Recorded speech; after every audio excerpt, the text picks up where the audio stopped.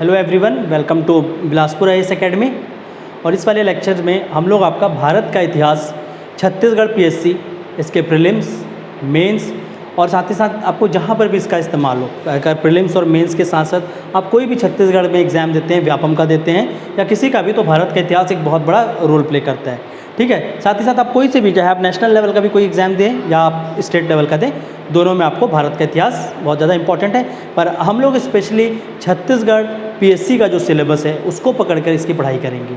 ठीक है, तो ये आपका पहला लेक्चर है भारत के इतिहास पे, जहाँ पर हम लोग भारत के इतिहास के सिलेबस पे चर्चा करेंगे। इतिहास को एक नए नज़र से देखेंगे कि किस तरह से आपको भारत का इतिहास या इतिहास को कैसे देखना चाहिए, क्या महत्व है इतिहास का हमारे आज के जो भी वर्तमान चल रहा है, वर्तमान में इतिहास का क्या महत्व है, साथ ही साथ जो इतिहास से हम कौन कौन सी पहलुओं को लेकर आज इस भारत का निर्माण हुआ है और इस भारत में कौन कौन सी चीज़ें चल रही हैं। ठीक है, तो ये सारे एंगल को समझेंगे। इसके साथ साथ अगर आपको अपने एक विचारधाराओं को जन्म देना है, अपने अंदर एक विचारधाराओं से चलना है जो कि भारत के लिए हो, जो कि इंसान से या इंसानियत के लिए हो, चाहे वो आपकी किसी पशु भावना के लिए भी हो, जो पशुओं के लिए जो आप अलग से एक भावनाएं अपने अंदर रखें, तो कोई से भी भावनाओं को अगर जन्म देना है तो कहीं ना कहीं ऐतिहासिक एक दृष्टिकोण बनी हुई है, उसको समझने के बाद आप क्या कर सकते हैं, उस चीज़ के ऊपर सोच सकते हैं, उसके ऊपर आप पढ़ाई कर सकते हैं। इसलिए ये भारत का इतिहास बहुत इंपॉर्टेंट हो जाता है, ना सिर्फ इस सब्जेक्ट के लिए, बल्कि आप जब हम लोग पढ़ेंगे भारत का, आप क्या पढ़ने वाले हैं, पॉलिटी पढ़ेंगे, आगे चल के संविधान को पढ़ेंगे, तो उसके लिए भी कहीं ना कहीं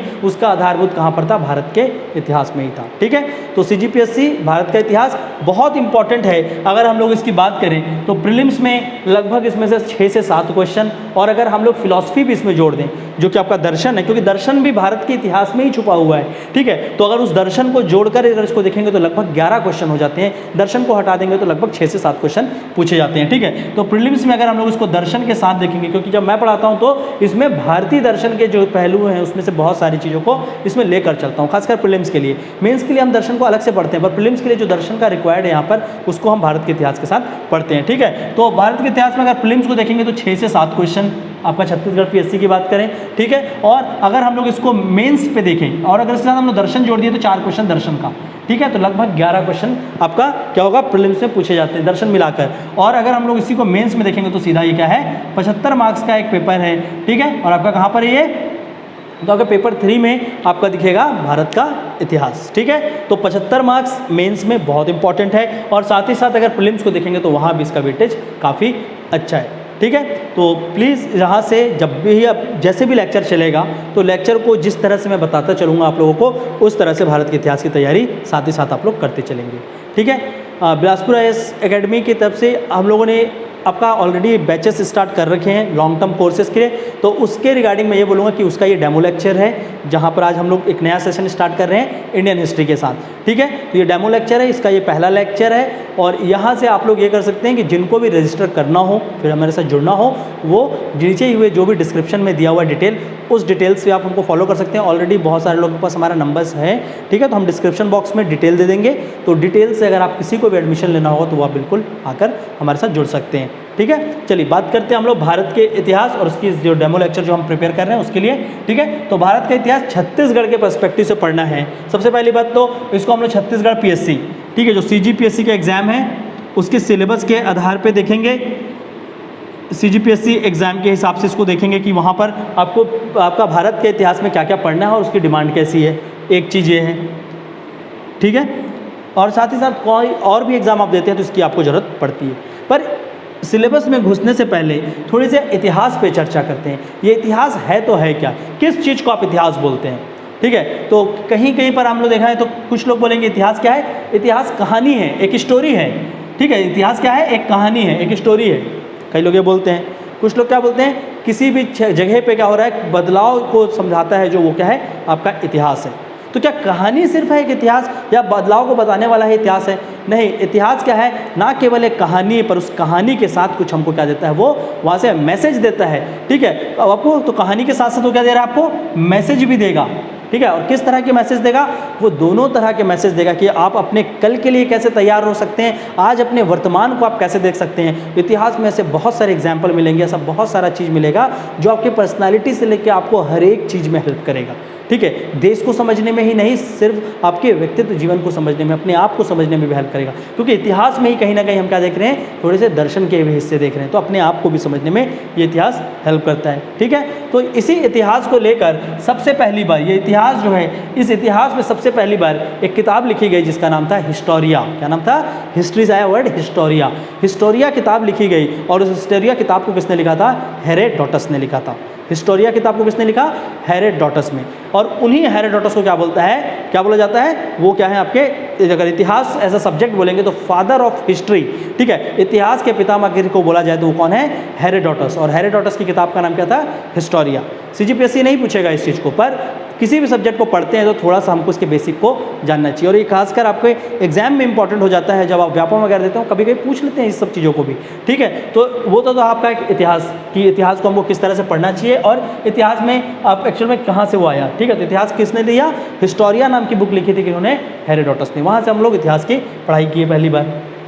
भारत में अगर देखा जाए इतिहास को, ठीक है, तो भारत में अगर इतिहास को पढ़ने की बात करें, भारत का इतिहास कब से, मैं नहीं बोल रहा हूँ, भारत में इतिहास को पढ़ने की बात किया जाए तो लगभग पहले हम लोगों के पास अलग अलग व्यू बने, ठीक है, अलग अलग दृष्टिकोण बने इतिहास को पढ़ने के लिए। पहले कौन आए आपके? जब ब्रिटिशर्स थे इस भारत में तो उन्होंने किताब लाए, उन लोग किताब लिखे भारत के इतिहास के ऊपर बहुत सारे, ठीक है। तो एक था उन लोग के एंगल से हमको अपने भारत को देखना है, मतलब ब्रिटिश के आईनों से हम अपने भारत के इतिहास को देखें, ठीक है। तो वो क्या बोल रहे हैं? भारतीय लोग ठीक से नहीं रहते, भारतीय लोग क्या है? बारबेरिक, मतलब क्या होता है? जानवरों की जैसा उनका क्या है? एक प्रवृत्ति है रहने का, वो ठीक से खाना खाने ऐसे चाट के खाते हैं, ठीक है, सॉरी फॉर दिस, कि ऐसे खाते हैं वो, क्या है? चम्मच से नहीं खा रहे। तो कुछ ना कुछ क्या कर रहे हैं, भारत के कल्चर और इस चीज़ को उन्होंने नहीं बताया, पर भारत में क्या कमियाँ हैं, किस तरह से प्रॉब्लम है, उनके बारे में बात किया। कौन आकर? आपके ब्रिटिशर्स आकर बात करके गए।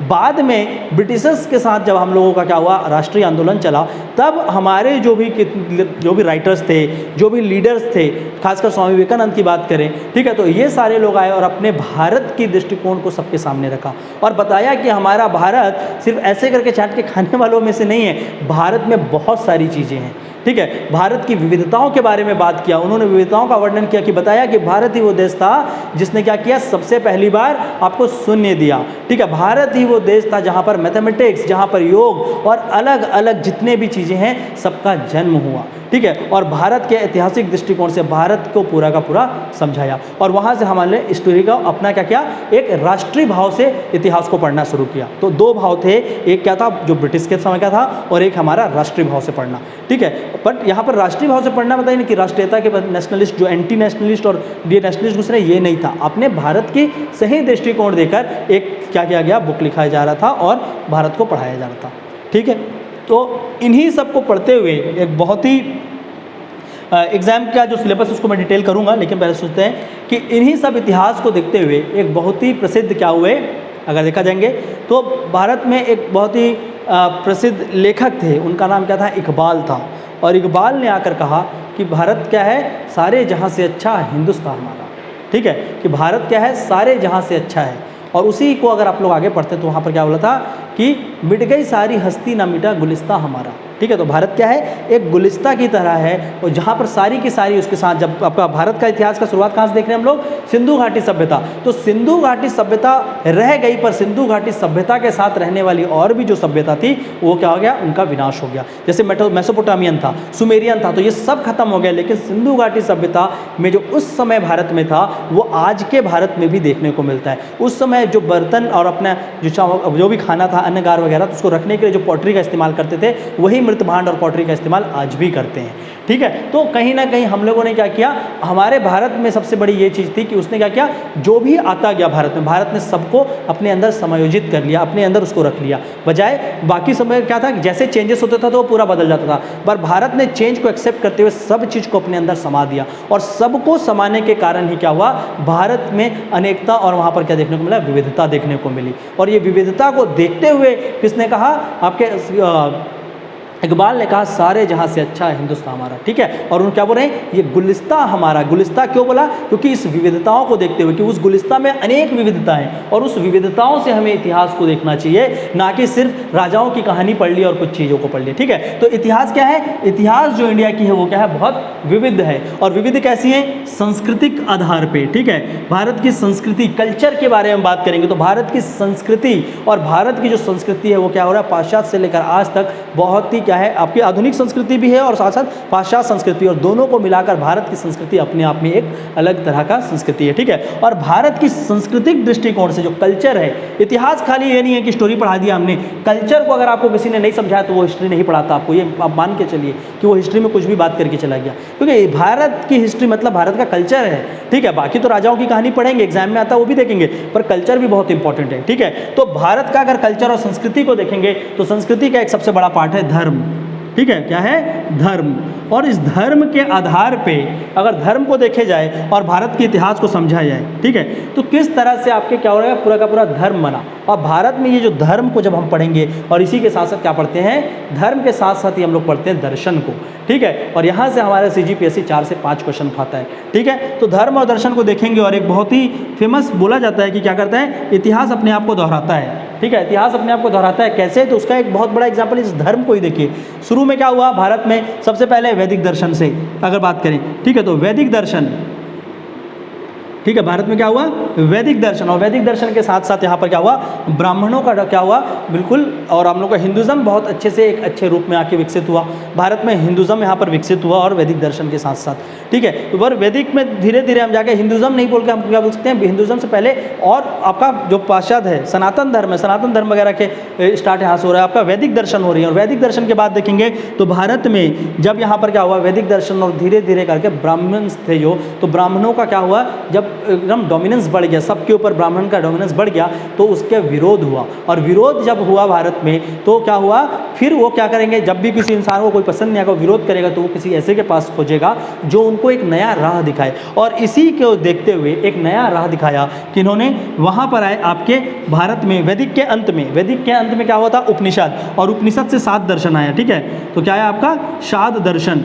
और शाद दर्शन के बाद अगर देखेंगे तो आपका क्या दिख रहा है, शाद दर्शन के बाद जब पूरा का पूरा ब्राह्मणिकल डोमिनेंस यहाँ पर बन गया तो उसके अगेंस्ट खड़े हो गए। और उसके बाद देखने को मिला भारत में जैन धर्म, पहले क्या आया, जैन धर्म, और उसके बाद क्या आया आपका बुद्धिज़्म और बुद्ध, गौतम बुद्ध, ठीक है। तो जैन और बुद्ध, तो देखिए किस तरह से आपको समझना है कि धीरे धीरे डेवलपमेंट कैसा है। पहले हमारा हिंदुज़म में क्या क्या कार्य हुआ, वहाँ पर सनातन धर्म क्या हुआ, हमारे 7 दर्शन जब चालू हुए तो वहाँ पर क्या था, जैनिज़्म, बुद्धिज़्म, ये धीरे धीरे करके सब कुछ अपने आप को आगे बढ़ाते चलेंगे, ठीक है। फिर जैनिज़्म, बुद्धिज़्म वगैरह हो गया। इसके बाद एक समय के बाद जैन और बुद्ध को भी क्या किया गया, उनको भी विरोध किया गया, विरोधाभास हुआ उनके आगे भी। थोड़ा सा इनका अलग कारण था क्योंकि इनके भाषाओं पे हुआ, क्योंकि ये पाली और प्राकृत में पढ़ाते थे, संस्कृत में नहीं थे, हिंदी में नहीं थे, तो लोगों ने उसके बारे में भी विरोध करने लगा। उसमें भी आपस में उन लोग लड़ने लगे कि आपका जैनिज़्म ऐसा होना चाहिए, आपका क्या हो रहा है, बुद्ध धर्म में उसको भी 2 सेक्शन में बढ़ गया, हीनयान, महायान, ठीक है। तो उसके में भी विरोध देखने को मिला। और फिर से ये जो लोग थे यहाँ पर, इन्होंने क्या किया, फिर से बुद्धिज़्म और जैनिज़्म को अब के बाद क्या करने की कोशिश किया, फिर से ब्राह्मणिकल डोमिनेंस, फिर से हम क्या करें, हिंदुज़्म को फिर से यहाँ पर चालू किया और हिंदूवाद यहाँ से फिर से चालू हुआ और हिंदू धारा। और जब हम लोग का फिर से हिंदुज़्म आया, ठीक है, तो यहाँ पर हम लोग देख रहे थे कि यहाँ पर जिस तरह से आप पूजा पाठ कर रहे थे, ठीक है, यहाँ पर जो पूजा पाठ करने का तरीका था वो बदल गया।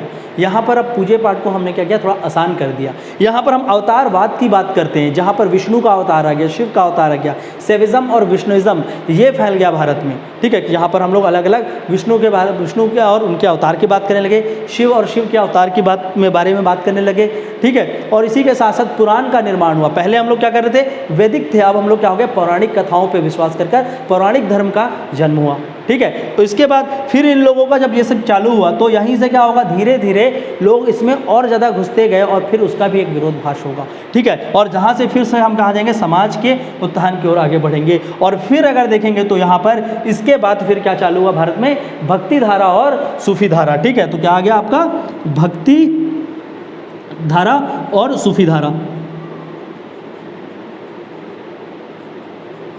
क्लियर। तो देखिए किस तरह से इस पैटर्न को समझना है, पिक किया, विरोध हुआ, फिर पीक किए। तो ये कुछ समझना, ये एक पैटर्न है, कुछ नहीं है। हिस्ट्री में अगर आप इस तरह से पढ़ने जाएंगे रटते रह जाएंगे, पर हिस्ट्री को अगर समझ के पढ़ेंगे, हिस्ट्री को पूरा आप क्या करेंगे, एक अलग एंगल से देखेंगे, तो हिस्ट्री से ज़्यादा इंटरेस्टिंग सब्जेक्ट नहीं होगा। नहीं तो आप क्या करेंगे, रटते रहेंगे, बोलेंगे क्या बोर पढ़ रहा हूँ मैं, ठीक है। तो रटेंगे नहीं, हम लोग कहानी को समझेंगे, एक एक मैसेज को पढ़ेंगे। इसलिए मैंने बोला कि स्टोरी नहीं है, मैं आपको कहानी नहीं, कहानी के साथ उस मैसेज को भी पढ़ाऊंगा जो कि आपके इतिहास के लिए इंपॉर्टेंट है, जिस तरह से आपको इतिहास पढ़ना चाहिए, ठीक है। तो स्टोरी के साथ साथ हम क्या करेंगे, इस पूरे मैसेज को लेकर चलेंगे, ठीक है। तो धर्म और आपकी संस्कृति, इसका विकास हो रहा है। इसके साथ साथ अगर इतिहास में देखेंगे तो कहानियाँ भी हैं, स्टोरी है, पर वो स्टोरी भी किसकी है, राजाओं की, कि कौन सा राजा आया, किस तरह से हुआ, भारत के निर्माण की एक कहानी है, ठीक है। तो भारत के निर्माण की कहानी, साथ ही साथ धर्म की कहानी और आपकी संस्कृति के उत्थान की कहानी, जहाँ पर कल्चर में हम लोग देखेंगे यही धर्म के साथ साथ कल्चर में और क्या देखेंगे, आपके नृत्य, ठीक है, कौन से इंपॉर्टेंट डांस हैं, नृत्य के साथ संगीत के बारे में बात करेंगे। भारत में अलग प्रकार के संगीत है, तो संगीत, नृत्य, ये सब कुछ कल्चर है, ठीक है। इंडियन हिस्ट्री जब पढ़ते हो उसी समय सबको पढ़ो तो ज़्यादा अच्छे से आपको क्या होगा, हिस्ट्री समझ आएगा, ठीक है। सिर्फ राजा का कहानी पढ़ के जाने से कोई फायदा नहीं है, इसको ही पढ़ना है, क्योंकि बच्चे प्रीलिम्स में जाके 2-4 क्वेश्चन सॉल्व करके आएगा, लेकिन मेंस के समय फिर वो क्या बोलते हैं, सर इसमें से क्वेश्चन हो नहीं रहा है कि हम लिखें क्या, ठीक है। तो हम लोग क्या करेंगे, दोनों चीज़ को अच्छे से लेकर चलेंगे ताकि आप उसको प्रीलिम्स के भी नेचर पे और मेंस के नेचर पे दोनों तरह से अच्छे से पढ़ पाएँ, ठीक है। तो ये तो हो गई भारत में इतिहास का एक एंगल। दूसरा एंगल हम लोग क्या देख रहे हैं, उसकी कहानियों के साथ साथ चल रहे हैं। और तीसरा एक देखेंगे जो अनेक प्रकार के, जो हम लोग के अलग अलग क्या थे, जो लीडर्स थे, ठीक है, जो अच्छे अच्छे पर्सनालिटीज़ हुए भारत में, तो भारत के विभिन्न पर्सनालिटी को देखेंगे कि कौन कौन सी इंपॉर्टेंट पर्सनालिटी थे, उन्होंने क्या क्या भारत में किया, ठीक है। तो स्टोरी तो पढ़ेंगे ही पढ़ेंगे, जो ट्रेडिशनल हिस्ट्री है स्टोरी पढ़ाने वाला वो हम करेंगे, साथ साथ हम इसको भी देखेंगे, ठीक है। और इसके साथ हम लोग हिस्ट्री, इतिहास का एक तीसरा एंगल भी देखेंगे,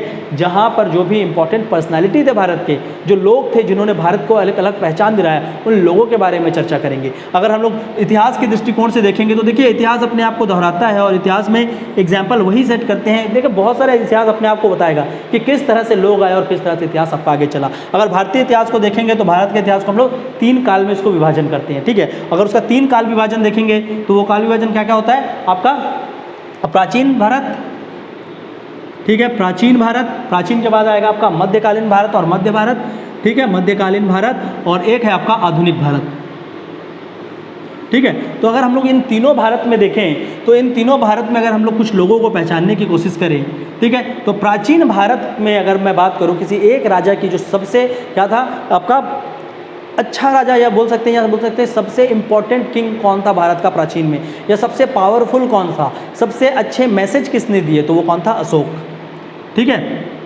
तो ये कौन हो गए आपके, अशोक, ठीक है। अगर मध्यकाल में देखेंगे तो वहाँ पर कौन आ रहे हैं, Akbar,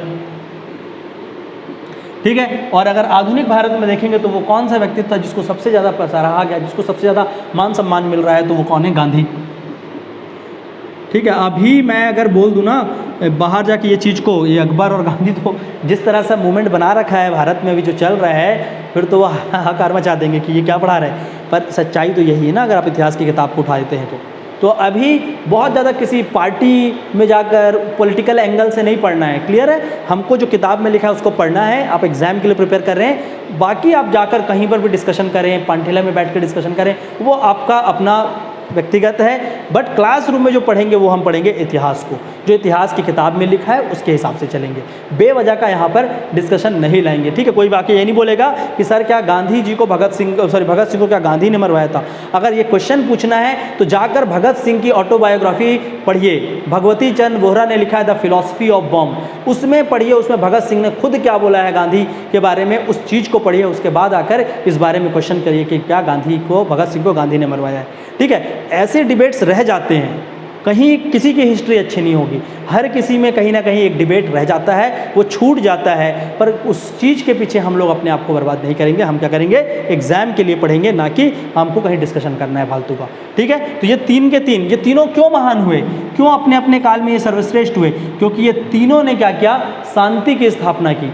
Ashok greatest of the leader, सबसे ज़्यादा वो वॉर लड़ रहे हैं, ठीक है, फाइट वो कर रहे हैं, लेकिन उनको उनके वॉर से ज़्यादा उनको जाना गया उनकी धम्मा नीति के कारण। अशोक को जाना गया उनकी धम्मा नीति के कारण, जहाँ से वो क्या कर रहे हैं, शांति को फैला रहे हैं, वहाँ पर वो क्या कर रहे हैं, सामाजिक उत्थान की बात कर रहे हैं। अगर मध्यकालीन में देखेंगे अशोक अकबर, तो अकबर भी क्या कर रहे हैं, धार्मिक वहाँ पर क्या हो रहा है, बहुत ज़्यादा एक तरह से असहिष्णुता फैल गई थी, जिसको उन्होंने क्या किया, शांत किया, पूरा का पूरा सामाजिक दृष्टिकोण से समाज को शांत किया और क्या लेकर आए, सुलह कुल लेकर आया और दिन इलाही एक अलग से धर्म दिया, जहाँ पर उन्होंने शांति की बात की, इबादत खाना खोला, अलग अलग धर्म के लोगों को वहाँ बुलाया और बोला कि अपने अपने धर्म के अच्छे पॉइंट को बताइए, ताकि हम लोगों के सामने क्या कर सकें, विश्व धर्म लाकर दे सकें, ठीक है। तो अकबर, आज हम लोग यूनिफॉर्म सिविल कोड नहीं ला पा रहे हैं, इतना दिन से चल रहा है कि हमको क्या करना चाहिए, यूनिफॉर्म सिविल कोड लाना चाहिए, ये आदमी उस समय बात कर दिया था इस चीज़ की, ठीक है।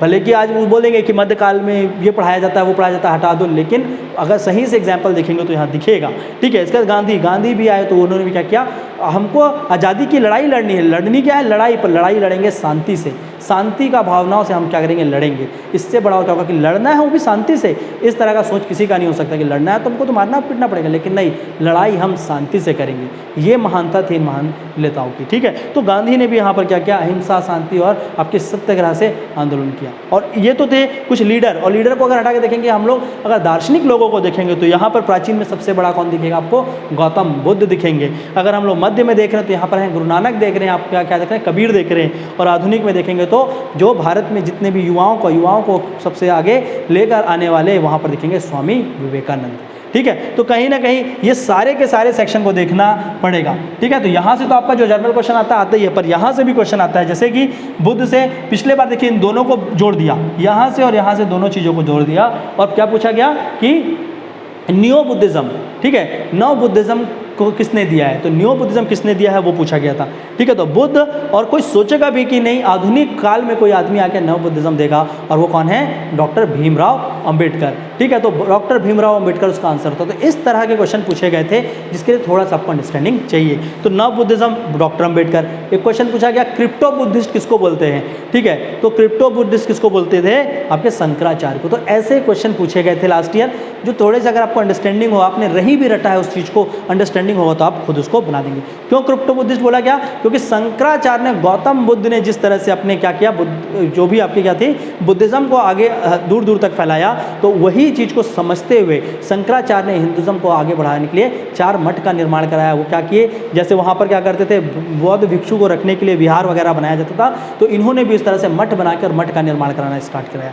तो कहीं ना कहीं बुद्धिस्ट से सीख कर वो क्या करते हैं, अपने हिंदू धर्म में लेकर आना। तो जब वो हमारे जो सनातन धर्म या इसकी बात करें, उन्होंने भी सीखा और बाकी धर्मों से अपने आप को वो किया। पर आज देखेंगे तो क्या हो रहा है, धर्म की लड़ाई हो रही है। तो ये नहीं है भारत वो है जो सब चीज़ को समायोजित कर रखा है अपने अंदर, और इसीलिए भारत में क्या है, अनेकता में एकता फैली हुई है, ठीक है। तो कुछ इस तरह से हमको क्या करना होगा, भारत को समझना है। पहले देखो, सिर्फ ये नहीं होता कि आप आए और यहाँ पर सिलेबस का टॉपिक देख लिया और पढ़ ले, वैसे ही पढ़ेंगे टॉपिक कोई, पर समझ के साथ होना चाहिए, एक अंडरस्टैंडिंग होना चाहिए। क्योंकि CGPSC, भले कि उसको कुछ भी बोलिए, CGPSC के भी क्वेश्चन ठीक है उतने हार्ड नहीं आ रहे हैं जैसा आना चाहिए, लेकिन फिर भी वहाँ पर देखो छत्तीसगढ़ PSC भी क्वेश्चन का लेवल अच्छा कर दिया है, ठीक है। और छत्तीसगढ़ PSC में भी अच्छे क्वेश्चन पूछे जाते हैं, ऐसा नहीं है कि नहीं पूछते। छत्तीसगढ़ के इतिहास में उन्होंने पूछ दिया कि छत्तीसगढ़ के इतिहास में गांधीवाद विचारधाराओं को स्पष्ट कीजिए। तो आपका कहीं ना कहीं हिस्ट्री में क्या कर रहे हैं, थोड़ा सा क्वेश्चन का लेवल अच्छा है, तो आपको समझना पड़ेगा, नेचर को पकड़ेंगे और उसके हिसाब से प्रिपेयर करेंगे।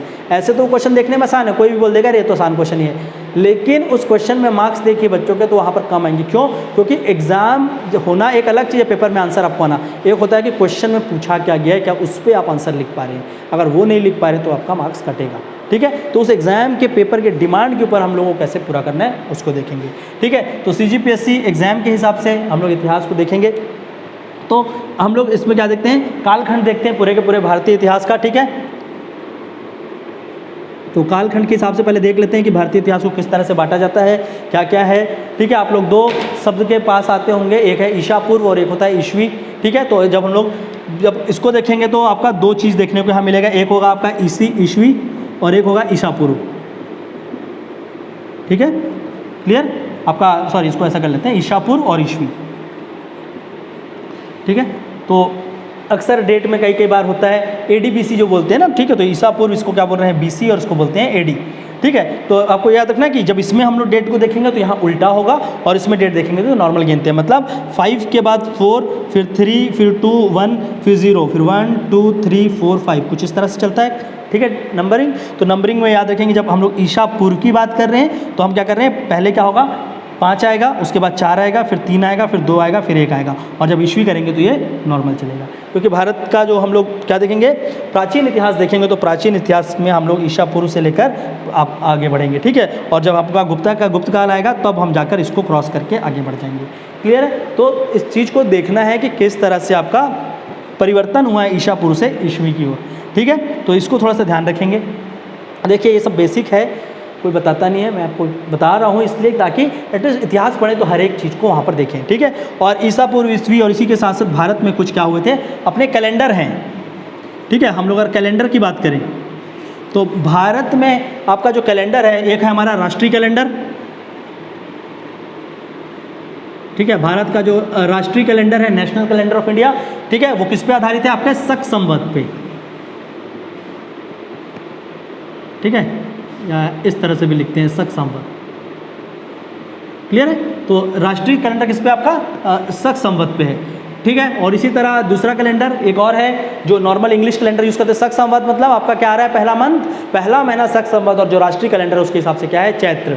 ठीक है, चैत्र मार्च के अराउंड चालू होगा। ठीक है, तो वो आपका है शक संवत कैलेंडर, भारत की राष्ट्रीय कैलेंडर है। बार बार बोल रहा हूँ, 1000 बार ये क्वेश्चन को पूछा जाता है। ठीक है, कि भारत की राष्ट्रीय कैलेंडर कौन सी है, तो आपकी कौन सी होगी, शक संवत वाली होगी। ठीक है, वो उसके बारे में पढ़ाऊंगा, वो कहाँ से आया था, किसने दिया था, वो सारा पढ़ाऊंगा, मैं तभी ऐसे बता रहा हूँ। ठीक है, इसके बाद और ये किस पे आधारित है, तो ये सूर्य के मूवमेंट पे। ठीक है, जैसे जैसे सूर्य की अवधि है तो सूर्य की अवधि पे और सूर्य के मूवमेंट पे कि सूर्य एक जगह से कहाँ जा रहा है उस पे आधारित है। तो सूर्य पे आधारित क्या है आपका, शक संवत जो राष्ट्रीय कैलेंडर है। इसके बाद दूसरा कैलेंडर एक और है, उसको बोलते हैं हिजरा कैलेंडर। ठीक है, और हिजरी जो है वो किस पे हो गया, आपके जो चंद्र है आपका जो क्या है, मून है, मून के मूवमेंट पे आधारित है, जो कि क्या है, एक इस्लामिक कैलेंडर है। और जो नॉर्मल हम लोग यूज़ करते हैं, आपका जो अभी जो यूज़ कर रहे हैं संडे मंडे वाला 1 2 3 4, तो वो जो है उसको क्या बोल रहे हैं, ग्रेगोरियन कैलेंडर। ठीक है, तो 3 तरह का कैलेंडर है, ग्रेगोरियन जो हम लोग नॉर्मल यूज़ करते हैं, आपका शक संवत जो कि क्या है, हमारा राष्ट्रीय कैलेंडर है, और एक है आपका जो इस्लामिक कैलेंडर है जो कौन सा है, हिजरी कैलेंडर है। उसका डेट कब से स्टार्ट होता है वो सारा का सारा हम लोग पढ़ेंगे लेक्चर्स पे, पर अभी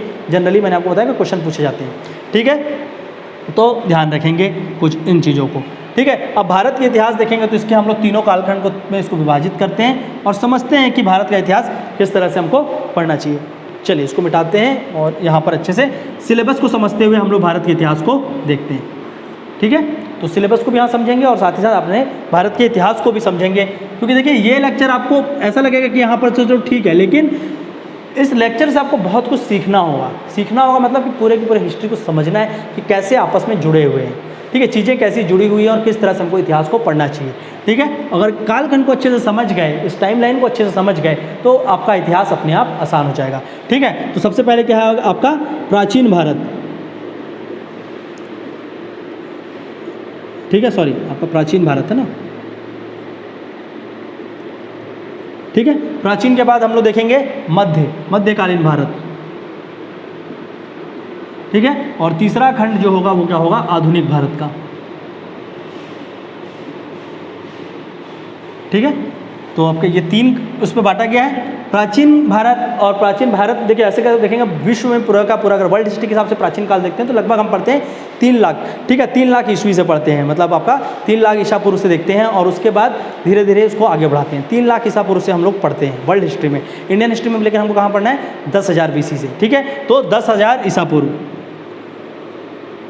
10,000 ईसा, सॉरी आपका, हाँ ठीक है, 10,000 ईसा पूर्व से लेकर हम लोगों को कहाँ तक पढ़ना है इसको, 10,000 ईसा पूर्व से लेकर 60। ठीक है, विश्व में हम लोग 60 पढ़ते हैं तो हम लोग लगभग इसको 10,000 से लेकर पढ़ेंगे 600, सॉरी आपका प्राचीन पढ़ रहे हैं ना, 600 नहीं, हम लोग पढ़ेंगे 10,000 से लेकर 712 ईस्वी तक। ठीक है, तो प्राचीन भारत कहाँ से कहाँ, 10 से लेकर 712 ईस्वी तक। मध्य को देखेंगे तो 712 ईस्वी। ठीक है, 712 ईस्वी से लेकर हम लोग जब मध्य को पढ़ते हैं 712, देखिए कई किताबों में यहाँ लिखेगा 1206। ठीक है, क्योंकि वहाँ पर दिल्ली सल्तनत की स्थापना हुई थी। पर नहीं, आपका कहाँ से होता है, 712 से होगा। आप कोई भी एनसीईआरटी उठाइए, आपको दिखेगा 712 से स्टार्ट करेंगे, जब मोहम्मद बिन कासिम आकर भारत में जो राजपूत के राजा होंगे उन पे अटैक करेगा 712 में, तब स्टार्ट हो जाएगा हमारा मध्यकालीन। पर मध्यकालीन में पहली सल्तनत जब इस्टेब्लिश होगी, कब होगी, आपका 1206 में दिल्ली सल्तनत। ठीक है, तो 712 कई किताब में लिखा था 1206, लेकिन आप 712 से पढ़ेंगे। ठीक है, 712 से लेकर हमको कहाँ तक पढ़ना होता है, 1707 तक। 1707 ईस्वी। और 1707 क्यों, क्योंकि यहाँ पर जब मुगल साम्राज्य का पतन यहाँ से प्रारंभ होगा और यहीं पर जाकर किसकी मृत्यु होगी, औरंगजेब की। ठीक है, तो 1707 औरंगजेब की मृत्यु, और इसके बाद पूरा का पूरा हम क्या देखेंगे, आपका जो भी मुगल था, मुगल का पतन देखेंगे। क्लियर। और इसको देखेंगे आधुनिक को, तो 1707 से लेकर पहला फेस हमको पढ़ना होगा 1707 से लेकर 1947 आज़ादी तक। और उसके बाद हमारा सिलेबस यहाँ पर ख़त्म नहीं होता। ठीक है, यहाँ पर हमारा सिलेबस नहीं खत्म होता, हमको लगभग भारत में जब पहला इलेक्शन हुआ था, ठीक है, तो पहले इलेक्शन तक पढ़ना, 1951-52 तक हम लोग उसको लगभग खत्म करेंगे। ठीक है, तो थोड़ा सा और आगे लेकर जाएंगे, 1947 से 1952 तक देख लेंगे। ठीक है, पहले इलेक्शन, और उसके बाद थोड़ा सा देख लेंगे। और इसके आगे का हम लोग कहाँ पढ़ते हैं, इकोनॉमिक्स में वैसे भी 5 ईयर प्लान से उसको पढ़ा ही जाता है। ठीक है, तो कहीं ना कहीं हम पूरा ही पढ़ते हैं अभी तक का, लेकिन ऐतिहासिक दृष्टिकोण से यहाँ तक जाना है, क्योंकि 2 टॉपिक अलग से मेंशन है कि जितने भी क्या होंगे देसी रियासत है, तो भारत में देसी रियासतों का विलय कैसे हुआ है, उसके बारे में थोड़ा सा इसके थ्रू भी पढ़ेंगे। ठीक है, तो कुछ इतने में हमारा सिलेबस टूटा हुआ है। अक्सर याद रखना, इस चीज़ को भूल जाते हैं पढ़ाना, या इस चीज़ को पढ़ते नहीं हैं, और यहाँ से सीजीपीएससी में हर बार एक क्वेश्चन आता है, चाहे वो 2 नंबर में आए, 4 में आए, या बड़े में आए, कहीं भी आ सकता है, पर वहाँ से क्वेश्चन पूछता है, तो उसको भी पढ़ना है। ठीक है, अगर हम लोग प्राचीन भारत की बात करते हैं आप, ठीक है, तो सीजीपीएससी और यहाँ से कोई भी एग्जाम देखेंगे तो प्राचीन भारत का स्ट्रक्चर को आप समझिए यहाँ पर, जिससे आपको बहुत ज़्यादा काम आएगा। ठीक है, तो 10,000 से लेकर अगर हम लोग चालू करें, ठीक है, तो 10,000 से लेकर आपका 9,000, और उसके बाद 9 से लेकर 7, 7 से लेकर 3.5, ठीक है, और ये होगा 3.5 से 2.5। ठीक है, ये क्या है, ये सारा बताता हूँ। 10,000 से लेकर 9,000 ईसा पूर्व से लेकर, यहाँ से देखेंगे, अगर देखते हैं तो कहाँ से, 10,000 ईसा पूर्व से 3 दशमलव मतलब आपका 3500 ईसा पूर्व। ठीक है, 10,000 से लेकर 3500 ईसा पूर्व, ये आपका पाषाण युग है। ठीक है, तो ये क्या है, आपका पाषाण युग है। तो ये तीनों का तीनों क्या है, पाषाण युग। ठीक है, तो ये क्या है, ये पाषाण युग है। पाषाण युग में सबसे पहले 10,000 से 9,000, ये क्या है, ये है पूरा पाषाण। ठीक है, ये क्या है आपका 9 से लेकर 7। ठीक है, तो ये प्राचीन इतिहास की बात हो रही है, तो ये क्या है, पूरा पाषाण। इसके बाद 9 से 7 क्या है, ये है आपका मध्य पाषाण। ठीक है, और ये क्या है आपका नवपाषाण युग। तो नवपाषाण कहाँ से, 7 से मतलब आपका 7,000 से लेकर 3,500 ईस्वी तक। ठीक है, उसके बाद 3,500 से लेकर 2,500 ईस्वी तक ये क्या है, ये है ताम्रपाषाण। ठीक है, ताम्रपाषाण मतलब यहाँ पर क्या हो रहा है, तांबे का इस्तेमाल हो रहा है आपके पत्थर के साथ साथ। ठीक है, और अगर पूछा जाए कि मानव सभ्यता में की बात करें पूरा का पूरा, तो मानव सभ्यता में सबसे पहली बार किस आपके मेटल का इस्तेमाल किया गया था, किस धातु का इस्तेमाल किया गया, तो वो क्या था, तांबा था। ठीक है, तो उसी तांबे से आपका क्या आ रहा है, ताम्रपाषाण। ठीक है, सबसे पहला धातु क्या इस्तेमाल हुआ, तांबा। तांबा के बाद क्या इस्तेमाल किए थे हम लोग, ये हैं ब्रास का, ब्रॉन्ज का। ब्रॉन्ज के बाद गए थे सिल्वर पे। ठीक है, उसके बाद गोल्ड पे, उसके बाद आया लोहा। लोहा तो बहुत लेट आया है। ठीक है, तो उसको भी ध्यान रखेंगे, पढ़ाऊंगा मैं वो सारा चीज़, बट अभी यहाँ पर देखना है। ठीक है, तो 10 से 9 मतलब 10 से लेकर 3.5 तक आपका चला है पाषाण युग। पाषाण युग के 3 भाग हैं। ठीक है, पूरा पाषाण, मध्य पाषाण, नव पाषाण, उसके बाद ताम्रपाषाण। ताम्रपाषाण के बाद अगर देखेंगे तो 2500 से लेकर लगभग 1750 और 1700 तक ये वाला देखेंगे, इसको क्या बोला जाता है, सिंधु घाटी सभ्यता। भारत में सबसे इंपॉर्टेंट होगा ये क्या है, सिंधु घाटी सभ्यता। और ये क्या था, एक शहरी निवास था उस समय। मतलब भारत के इतिहास को देखेंगे तो कितना आपका ब्रॉड होगा। आज अर्बन नहीं, आज भी हम रूरल देख रहे हैं भारत को, लेकिन उस समय का भारत क्या था, एक शहरीकृत था। ठीक है, आपका शहरीकरण था वहाँ पर, और वो अर्बन था। ठीक है, तो यहाँ पर क्या है, सिंधु घाटी सभ्यता, सिंधु घाटी। ठीक है, सिंधु घाटी सभ्यता आएगी। और सिंधु घाटी सभ्यता के बाद इसके बाद देखते हैं तो लगभग हम लोग 1500 से लेकर 600 ईसा पूर्व। ठीक है, ईसा पूर्व की बात हो रही है, तो 1500 से लेकर लगभग 600, क्योंकि देखिए मैंने क्या बताया था, पहले उल्टा चलेगा बाद में सीधा होगा। तो 1500 से लेकर लगभग 600 ईसा पूर्व की बात करेंगे, तो इस काल को क्या बोला गया, वैदिक काल। क्या बोला गया, वैदिक काल। और इस वैदिक काल के दो विभाजन हुए, जहाँ पर हम लोग पहला देखते हैं 1000 से मतलब आपका 1500 से लेकर 1000 ईसा पूर्व, और दूसरा देखेंगे 1000 से लेकर 600 ईसा पूर्व।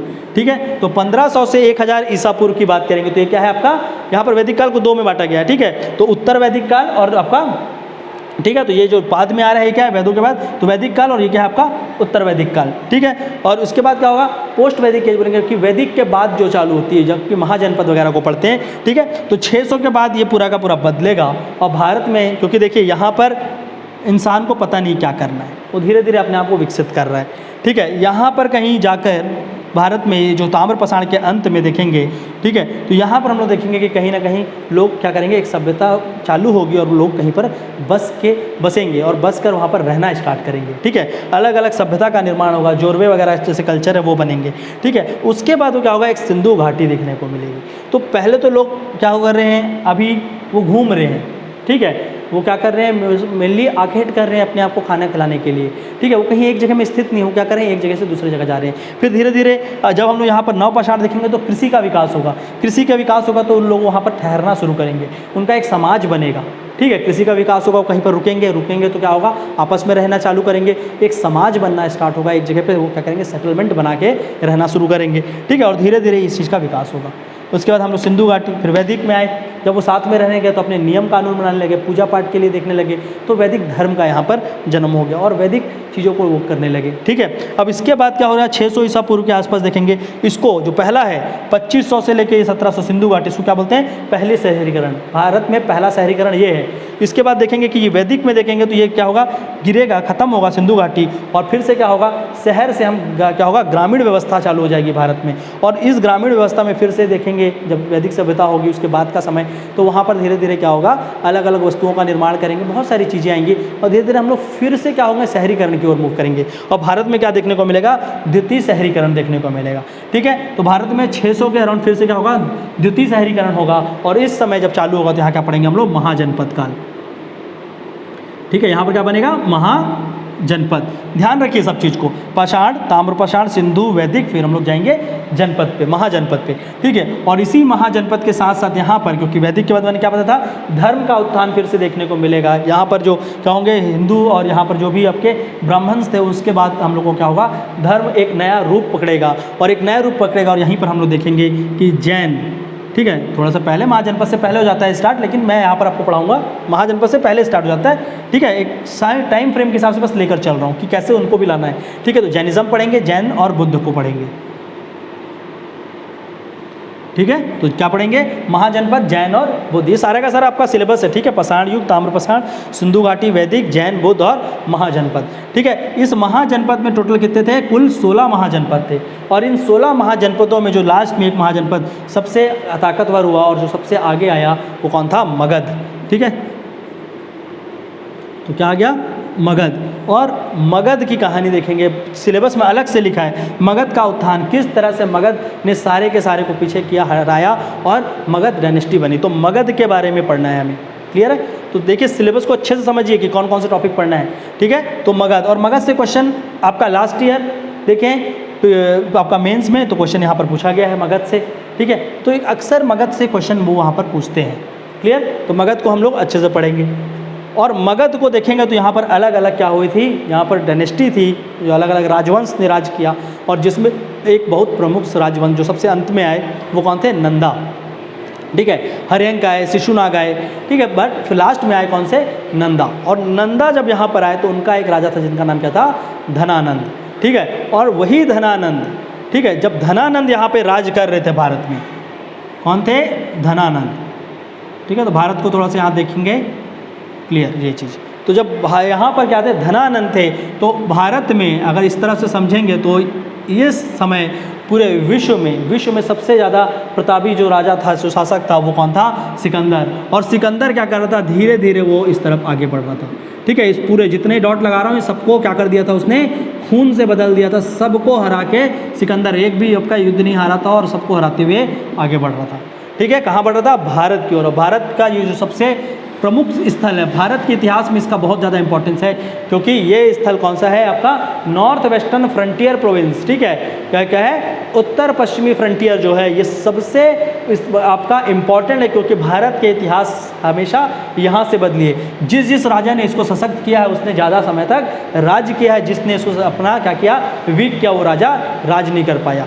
और हम पाकिस्तान को जब तोड़ गए आज़ादी के बाद, तो क्या हो रहा है, इसलिए आज़ादी के बाद कहीं ना कहीं भारत में क्या हो रहा है, एक प्रॉपर हर तरफ से हम लोग बचे नहीं पा रहे हैं, क्योंकि इस चीज़ को खो दिया है हमने, ठीक है। तो ये इतिहास से पता चलता है कि नॉर्थ वेस्ट का कितना ज़्यादा महत्व था भारत में, और आज भी पूरी लड़ाई वहीं पर देखने को मिलेगी। आज के आधुनिक भारत में भी देखेंगे तो पाकिस्तान यहीं पर पीओके का रीजन, चाइना भी कोशिश कर रहा है यहीं से घुसने का, क्योंकि सेंट्रल एशिया में हम लोग जा नहीं पा रहे। तो ये पूरा का पूरा जो नॉर्थ वेस्ट फ्रंटियर है, ये भारत के इतिहास में बहुत ही प्रमुख केंद्र बना हुआ है, ठीक है। और कौन आ रहा था यहाँ से, सिकंदर, और सिकंदर को आता हुआ देख यहीं पर पाकिस्तान, और पाकिस्तान के यहाँ पर है पेशावर, वहीं पर रावलपिंडी पेशावर, वहीं पर एक यूनिवर्सिटी है जिसका नाम था तक्षशिला।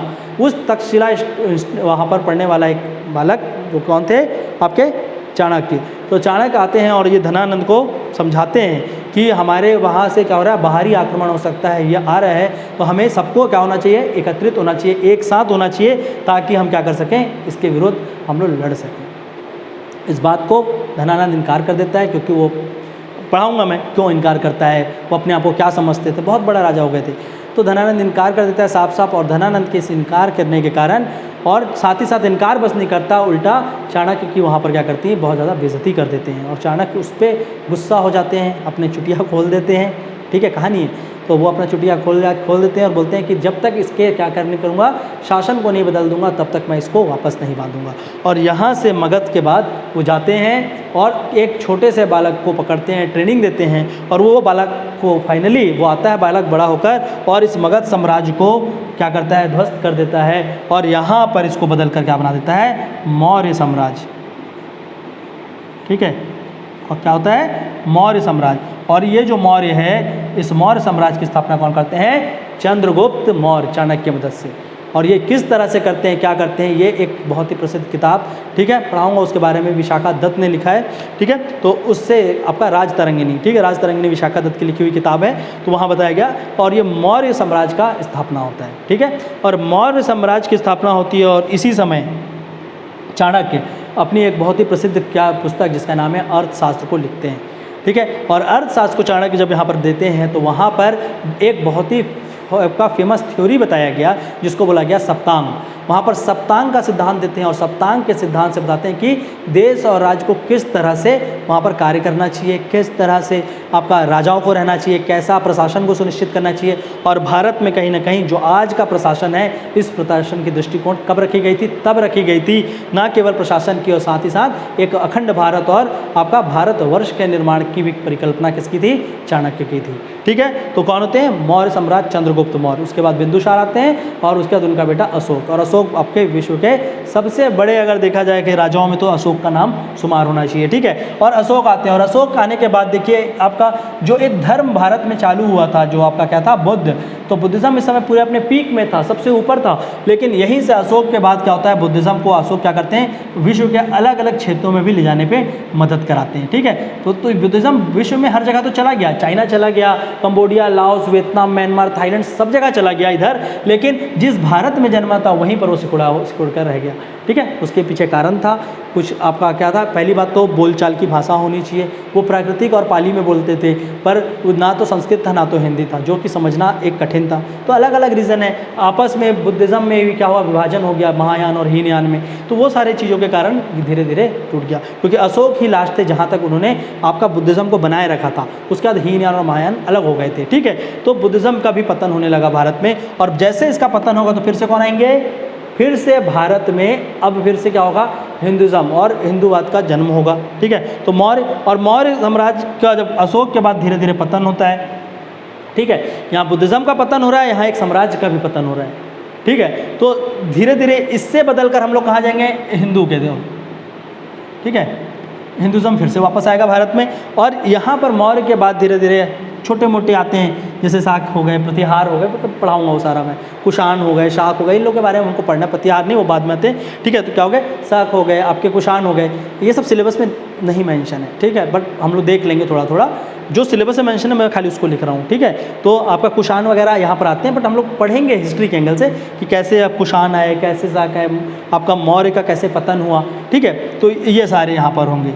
इसके बाद हम लोग कहाँ पर जाएंगे, आगे जाएंगे, फिर एक बड़ा शासन यहाँ पर बनेगा भारत में, जो क्या होगा, गुप्त काल, ठीक है। तो गुप्त काल, देखिए मौर्य काल की बात करें या मगध की बात करें तो इस समय कौन थी सबसे ऊपर, चल रहा था धर्म के नाम पे यहाँ पर चल रहे थे बुद्धिज्म, जैनिज्म, ठीक है। गुप्त काल आया और इसमें फिर यहाँ से क्या होगा, हिंदुज़म का जन्म, और क्या क्या हो रहा था, हिंदूवाद जो है और जो हिंदू धारा है वो पूरी की पूरी भारत में फैलने लगी, ठीक है। और हिंदू धारा के साथ साथ यहाँ पर भारतीय संस्कृति और इसको देखेंगे तो इसका भी बदलाव हुआ।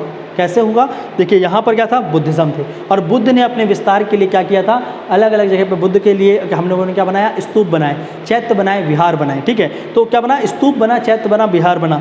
स्तूप कुछ ऐसा था, ठीक है। बाद में क्या किया गया, कौन आए, गुप्त है, यहाँ पर हम लोगों ने क्या किया, मंदिर स्थापना स्टार्ट की, और ये स्तूप जो ऐसा था उसको क्या कर दिया, ऐसा कर दिया, ठीक है। मतलब आपका स्तूप पहले कैसा था, ऐसा था, अब स्तूप को हमने क्या किया, ऐसा कर दिया, तो ये क्या बन गया, मंदिर का शिखर बन गया, ठीक है। तो स्तूप से किस तरह से शिखर का निर्माण हुआ, अरे एक को देख के दूसरा सीखता है, ऐसा नहीं है कि वो अपने मन से आके बना दिया, सीखे हैं और उसको अप्लाई किया गया है। मानना पड़ेगा कि हम किसी और धर्म से सीखकर अपने आप को आगे लेकर चल रहे थे, ठीक है। तो यहीं पर क्या हुआ, हिंदू धर्म में, और फिर आपका यहाँ क्या हुआ, पुराण का निर्माण हुआ, पुराण के साथ साथ अलग अलग आपकी बहुत सारी चीज़ों को निर्माण हुआ। भारत का सबसे आपका क्या देख सकते हैं, स्वर्ण काल कहलाया गया, क्योंकि इसी समय में ना केवल धर्म का, यहाँ पर हर एक चीज़, भारत की सभ्यता का और भारत की संस्कृति का निर्माण हुआ, ठीक है। साथ ही साथ भारत में अगर देखेंगे कि विज्ञान, तो विज्ञान का यहाँ पर एक बहुत बड़ा उदाहरण देखने को मिला, क्योंकि यहाँ पर भारत में बहुत अच्छे अच्छे वैज्ञानिक हुए, ठीक है। खगोल शास्त्र, आर्यभट्ट जैसे लोग यहाँ पर देखने को मिले, कहाँ पर, गुप्त काल में, ठीक है। तो देखिए कहाँ से हमने स्टार्ट किया था, पाषाण से, और अभी हम कहाँ पहुँच गए हैं, खगोल शास्त्र और विज्ञान तक पहुँच गए,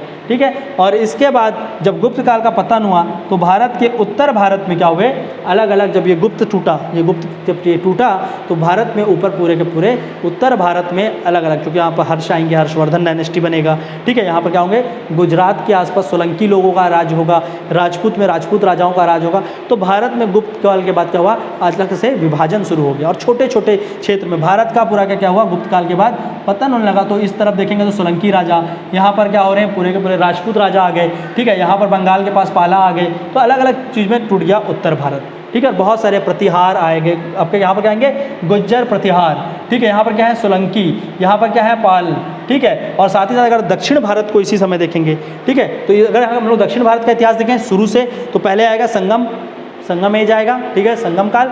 और संगम काल अगर यहाँ पर देखते हैं तो यहाँ पर आएगा पहले क्या आएंगे, आपके राष्ट्रकूट, बाद में इसी राष्ट्रकूट की जगह यहाँ पर आ जाएंगे चालुक्य, इस तरफ आएंगे आपके पांड्या, ठीक है, नीचे इधर क्या है, चोल। तो अलग अलग आपके दक्षिण भारत के भी आएंगे, ठीक है। तो दक्षिण भारत में हम लोगों को यहाँ पर क्या देखना है, चोल को पढ़ना है, ठीक है, चोल को पढ़ेंगे हम लोग, पांड्या को पढ़ेंगे। तो अलग अलग जितने हैं, राष्ट्रकूट हैं, वकाटक है, ठीक है। तो हम लोग क्या है, राष्ट्रकूट, वकाटक, ठीक है। तो राष्ट्रकूट, वकाटक, ये सारा का सारा आपके सिलेबस में मेंशन है। तो सिलेबस में जो मेंशन है इसमें यहाँ से ध्यान रखेंगे। दक्षिण में आपके चोल हो गए, राष्ट्रकूट, वकाटक, ठीक है। ये तीनों को देखते हुए हम लोग इतिहास को आगे लेके चलेंगे। फिर धीरे धीरे क्या होगा, ये जो गुप्त काल और इसके समाप्ति के बाद आपका आएगा कौन सा है उम्र, जब ये सब के सब यहाँ पर क्या हो रहे हैं, पूरे के पूरे राजपूत राजा और यहाँ सोलंकी राजा आ गए, ठीक है। तो यही राजपूत राजाओं में 712 में मैंने पहले क्या बताया, मोहम्मद बिन कासिम इस राजपूत राजाओं पे अटैक करेगा, ठीक है। और जैसे ही मोहम्मद बिन कासिम 712 में पहले अटैक करेगा, बाद में और कौन आएगा, बाद में यहीं जाएंगे गजनी, और मोहम्मद गजनी भी क्या करेगा, वो भी आपके राजपूत राजाओं पे, और साथ ही साथ ये सोलंकी राजाओं को आक्रमण करेगा गुजरात में, और गुजरात के सोलंकी राजाओं को आक्रमण कर सोमनाथ मंदिर को 16 बार वहाँ से क्या करेगा, वहाँ पर उसका प्लंडर करेगा, उससे सामान लेकर जाएगा, ठीक है। और किसकी स्थापना हो जाएगी, मध्यकालीन भारत का शुरुआत हो जाएगा, ठीक है। तो समझ आया कि किस तरह से प्राचीन मध्य में ट्रांसफ़र हुआ। एक एंगल से समझ लो पहले हिस्ट्री को, फिर पढ़ेंगे यार, आधा हिस्ट्री तो यहीं खत्म हो जाएगा, ठीक है। इसका तो अपने को इन्फॉर्मेशन चाहिए, पहले हिस्ट्री को समझना है, ठीक है। तो समझ आया प्राचीन किस तरह से मध्य में ट्रांसफॉर्म हुआ। अब हम लोग देखते हैं मध्य पे समझते हैं, ठीक है, कि कैसे ये राजपूत और ये सोलंकी राजाओं को आक्रमण हुआ और उसके बाद क्या हुआ भारत में। ठीक है। तो पहले कौन आया? मोहम्मद बिन कासिम। उसके बाद कौन आया? गजनी। गजनी के बाद आया घोरी। ठीक है, घोरी आया। और यहीं पर देखेंगे तो आपका राजपूत के सबसे प्रतापी राजाओं में से एक वो वहाँ पर थे। ठीक है, महाराणा प्रताप। और महाराणा प्रताप थे और उनको आकर कौन हराता है? आपका घोरी हराता है। भले कि जिस तरह से भी हो रहा स्टोरी में हम लोग देखेंगे। ठीक है, वहाँ पर क्या होता? तराइन का युद्ध हुआ। तराइन के युद्ध में किस तरह से वहाँ पर उन लोग आपस में लड़े, कौन हारा कौन जीता, वो सारा का सारा हम लोग पढ़ेंगे अलग से। ठीक है, और 712 के बाद देखेंगे तो आपका कौन सा है? घोरी और गजनवी। और उसके बाद आपका लास्ट में आता है घोरी। और घोरी जब आता है मोहम्मद घोरी, तो घोरी यहाँ पर अपने एक, उस समय क्या होते थे, बहुत सारे लोग क्या करते थे? अपने गुलाम रखते थे। ठीक है, और ये गुलाम आज के गुलाम जैसे नहीं है कि हाँ छोड़ो आज का गुलाम तो ठीक है फिर बोलोगे पार्टी पे आ गए। ठीक है, वैसा नहीं होता। ठीक है, दो तरह के चल रहे हैं आजकल, आप लोग को पता है। ठीक है, बहुत सारे न्यूज़ में और हर जगह दिखता होगा, एक को बोलते हैं भक्त और एक को बोलते हैं कुछ। ठीक है, तो एक हो गया भक्ति और कांग्रेस वाले को पता नहीं क्या बोलते हैं, चाटू बोलते हैं, चाटुकारिता कर रहे हैं। नहीं, वो तो न्यूज़ मीडिया वाले हो गए, कांग्रेस वाले नहीं। चाटुकारिता मीडिया वाले हैं और भक्त बीजेपी वाले हैं और चमचा बोल रहे हैं शायद तक कांग्रेस वाले। तो इस तरह का कुछ चल रहा है। तो यहाँ पर वैसे वाले नहीं थे। यहाँ के जो गुलाम थे वो ट्रेंड थे। यहाँ गुलाम ट्रेंड थे, मतलब उनको आर्मी के लिए ट्रेनिंग दी गई थी, उनको रूलिंग की ट्रेनिंग दी करती थी और उसके बाद उनको खरीदा जाता था। उनको खरीदने के बाद उनको सिखाया जाता था कि आपको किस तरह से आगे जाके चलना है। तो उसी में से एक जो गुलाम था उसका नाम क्या था? आपका ऐबक। ठीक है, और ऐबक बाद में जब घोरी मर जाता है तो 1206, और इस 1206 में से लेकर, ठीक है, अगर देखेंगे 1525, तो ये 1206 पे स्थापित करता है ऐबक एक सल्तनत की जिसको बोलते हैं दिल्ली सल्तनत। ठीक है, तो यहाँ पर क्या आएगा आपका? दिल्ली सल्तनत। ठीक है, तो दिल्ली सल्तनत इसमें, और दिल्ली सल्तनत को भी देखेंगे तो यहाँ पर अलग अलग 5 आकर यहाँ पर राज्य करेंगे 5 खंडों में। ठीक है, तो सबसे पहले कौन आएंगे?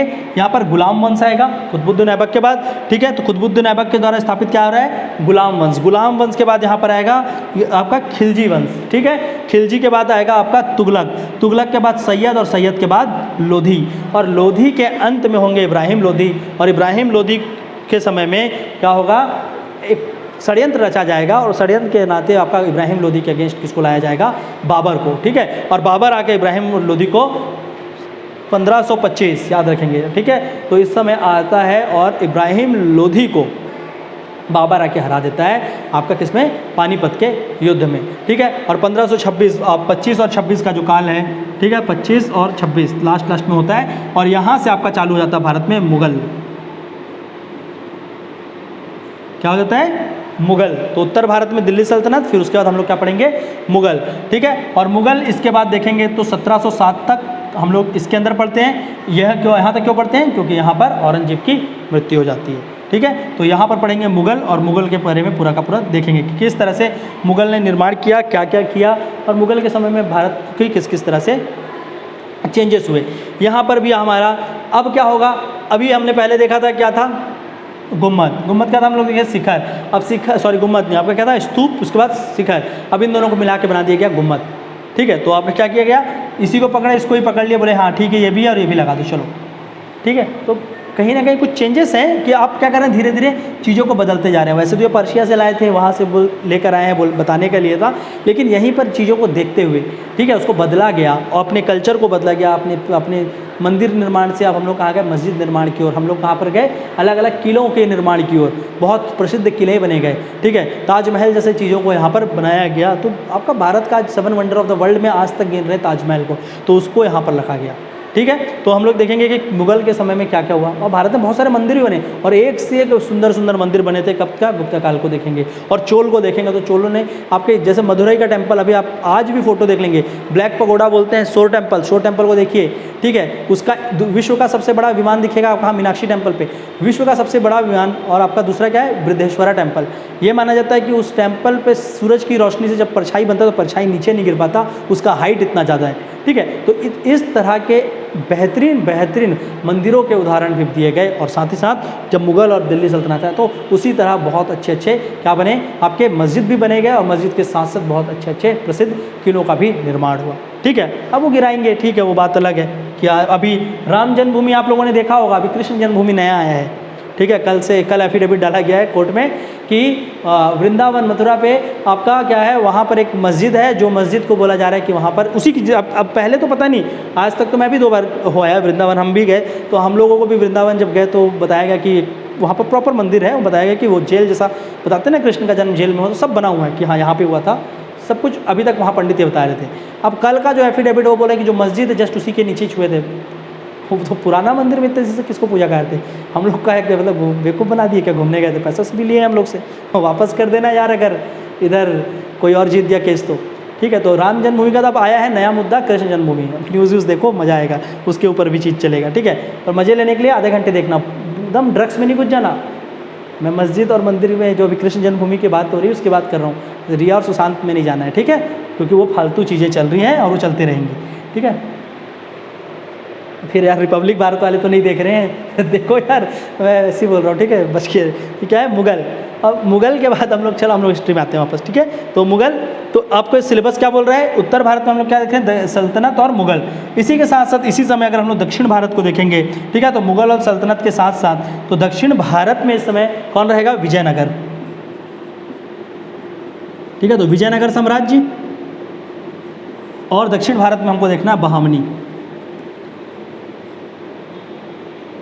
ठीक है, तो आपका विजयनगर और बहामनी को हम पढ़ेंगे कहाँ पर, इसी अवधि में 1700 इसके और इसके बीच में। ठीक है, तो ये दोनों भी दिया हुआ है। और इसके साथ साथ जैसे हम लोग पहले भी देख रहे थे कि धार्मिक और आपका सांस्कृतिक परिवर्तन किस तरह से हो रहा है, तो यहाँ पर भी हम लोग धर्म परिवर्तन और सब चीज़ों को देखेंगे। यहाँ पर फिर से दिखेगा कि इस्लाम और इसका बहुत ज़्यादा यहाँ पर प्रभाव देखने को मिलेगा, जिसके कारण, और इस्लाम भी और साथ ही साथ इसके पहले गुप्त काल से क्या चला आ रहा था, आपका ब्राह्मणिज्म भी, तो ये दोनों के दोनों बहुत ज़्यादा बढ़ जाएंगे। और फिर से यहाँ पर क्या होगा, एक धार्मिक असहिष्णुता का माहौल बनेगा, जिसको ठीक करने के लिए फिर से यहाँ पर क्या होगा, एक विचारधाराओं का जन्म होगा, और फिर से लोग आएंगे जो फिलॉसफर, जो दार्शनिक होंगे, और दार्शनिक आकर समझाएंगे कि आपको किस तरह से चीज़ों को जीना है। और एक अलग तरह से यहाँ पर क्या होगा, भक्ति धारा और सूफी धारा का प्रवाह होगा भारत में, तो उसको भी पढ़ना है, क्योंकि यहाँ पर 2 टॉपिक और दिया है। क्या दिया है, भक्ति और सूफी धारा। ठीक है, तो भक्ति और सूफी।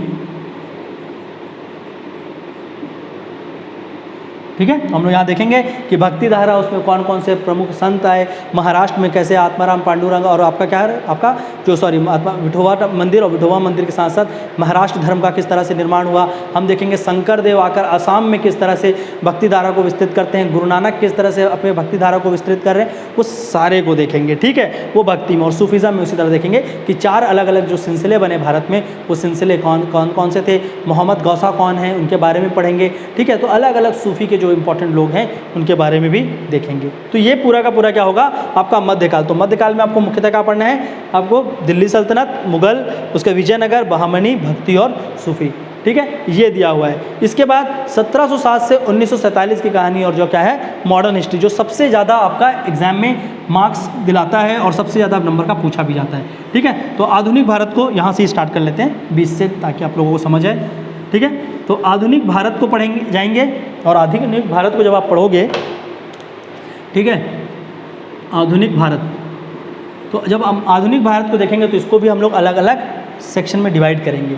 ठीक है, तो पहला कहाँ से कहाँ तक आएगा, सबसे पहला हम लोग देखेंगे तो 1707 से लेकर 1857। ठीक है, एक ये पढ़ेंगे। इसके बाद दूसरा कालखंड देखेंगे 1857 से लेकर 1885। ठीक है, उसके बाद हम लोग देखेंगे 1885 से लेकर 1919। ठीक है, उसके बाद देखेंगे 1919 से लेकर 1939। ठीक है, और उसके बाद लास्ट में देखेंगे 1939 से लेकर 1947, और उसके बाद जो आज़ादी वाला मैंने लास्ट में बताया था 47 से लेकर 52 तक का थोड़ा सा देख लेंगे। ठीक है, तो ये क्या होगा, आपका आधुनिक भारत की बात करें। ठीक है, 1707, देखिए सारे डेट को इंपॉर्टेंट क्यों है, क्योंकि यहाँ पर क्या हो रहा है, औरंगजेब की मृत्यु हो रही है। ये क्या है, यहाँ पर पहली बार भारत में क्या हो रहा है, एक संपूर्ण भारत, क्या बोल गया, फर्स्ट वॉर ऑफ इंडिपेंडेंस। ठीक है, तो 1857 की क्रांति, 1857 की क्रांति, और इसके बाद क्या होगा, भारत में ईस्ट इंडिया कंपनी की जगह ब्रिटिश साम्राज्य आ जाएगा। ठीक है, तो ब्रिटिश रूल करने लगेंगे। उसके बाद देखिए 57 से 85 का डेट क्यों लिया गया, क्योंकि यहाँ पर बना कांग्रेस। ठीक है, भारतीय कांग्रेस के साथ चल रहे हैं। 1919 क्यों आया? क्योंकि यहाँ से गांधीवाद और गांधी विचारधाराओं के साथ भारत आगे चलने लगा। गांधी को लीडरशिप दे दिया गया फाइनली कि आप अब अपने हिसाब से लेकर चलिए। 39 तक गांधी जा रहे हैं। इसके बाद क्या होगा? सेकेंड विश्व युद्ध के बाद अलग अलग विचारधाराओं में भारत बंटने लगा, मतलब बटा नहीं था, चल तो गांधी की मत से लेते, लेकिन बहुत से अपने अपने लीडर्स बनने लगे, उनको भी रिकग्निशन मिलने लगा। और वर्ल्ड वॉर के बाद धीरे धीरे क्या होगा? भारत में आपका देखेंगे कि यहाँ से अलग हो जाएगा। अगर यहाँ से देखेंगे कि यहाँ पर जिस तरह से गांधी का पकड़ था, यहाँ पर वो पकड़ क्या होगा? थोड़ा सा और दूसरे तरीके से देखने को मिलेगा। ठीक है, यहाँ पर हम लोग लोगों की तरह गांधीयन एरा में क्या करते हैं? लोगों को बुलाकर लोगों के मदद से आंदोलन कर रहे थे, पर यहाँ पर फिर धीरे धीरे आंदोलन का प्रकृति बदलेगा। ठीक है, और क्विट इंडिया मूवमेंट, इंडिविजुअल सत्याग्रह जैसी चीज़ें वहाँ पर हमको देखने को मिलेंगे। भारत छोड़ो आंदोलन, व्यक्तिगत आंदोलन, तो वो सारा चीज़ देखने को मिलेगा। ठीक है, और फिर बाद में जब ये वाला फेस होगा तो यहाँ पर हम लोग देखेंगे कि संविधान निर्माण के साथ साथ और आपके कौन कौन सी चीज़ों को आज़ादी के लिए रखा गया सामने, और किस तरह से हमारा भारत को आज़ादी मिली, और साथ ही साथ हमारे संविधान की परिकल्पना को रखते हुए किस तरह से आगे बढ़े। ठीक है, और बाद में थोड़ा सा इसको देखेंगे कि किस तरह से जितने भी क्या है देसी रियासत थे उनका विलय हुआ भारत में। ठीक है, तो कुछ इस तरह से डिवाइडेड है। अगर हम लोग बात करते हैं 1707 से 57 के बीच की, ठीक है, तो यहाँ पर क्या हो रहा है? यहाँ पर जो क्या है, मुगल साम्राज्य का पतन होना स्टार्ट हुआ। ठीक है, तो क्या होगा? मुगल साम्राज्य का पतन तो होगा ही होगा, क्योंकि ग्रेट मुगल मतलब औरंगजेब की मृत्यु के बाद मुगल साम्राज्य का पतन हुआ और मुगल साम्राज्य का विखंडन भी हुआ। वो क्या हुआ? खंडित हो गया, टूटने लगा। ठीक है, तो मुगल साम्राज्य का दोनों हुआ, एक तो हुआ उसकी पतन हुई और दूसरे खंडित हुई, और खंडित होने के बाद आपके क्या हुए? छोटे छोटे देसी रियासतों का जन्म हुआ। ठीक है, तो ये टूटा और इससे क्या हुए? अलग अलग रियासत बनते गए। ठीक है, जैसे कि आपका क्या बना? बंगाल बना। बंगाल के जैसे आपका और क्या बनेगा? हैदराबाद। ठीक है, हैदराबाद, क्लियर, बंगाल बन गया, हैदराबाद बन गया। तो इस तरह से आपका अवध। ठीक है, तो ये क्या हुए?